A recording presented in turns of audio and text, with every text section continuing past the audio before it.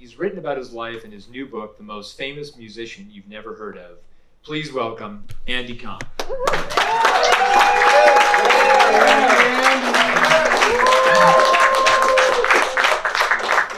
In 1968, I was working for Pulsar Records, a record company in Hollywood, and I was the gopher, you know, photographs and get the coffee and drive the musicians to the studio.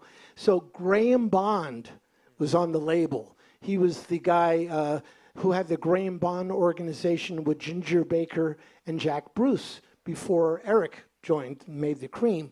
So he calls me up. He says, we got a jam session at a studio. Get your harpsichord and pick me up and let's go have some fun. So I pick him up and we go to a studio in Hollywood called TTG. And Mitch Mitchell was setting up the drums. And Lowell George was playing flute.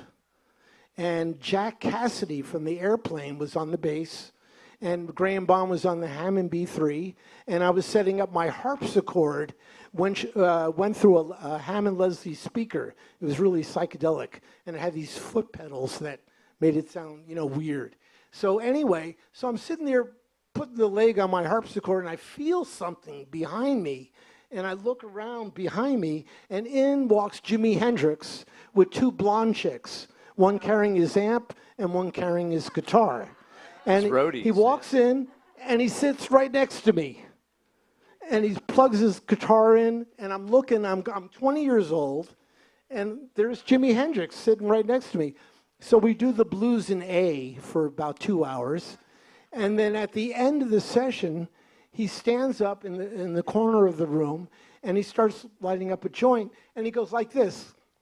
So I get up and I go over and join him, and we're sharing the joint, and then this roadie guy, and so the three of us are in the corner of the room smoking a joint. So Jimmy goes, you know, he's doing guitar solo with his mouth, and he hands me the joint. I take a hit, and then I start going, you know, I was the drummer. And then I hand the joint to the roadie guy, and he was the bass player. So the three of us are doing a power trio with our mouths, smoking a joint in the corner of the room. I mean, I wish I had a camera. That was all these stories are in the book. It's really great stuff.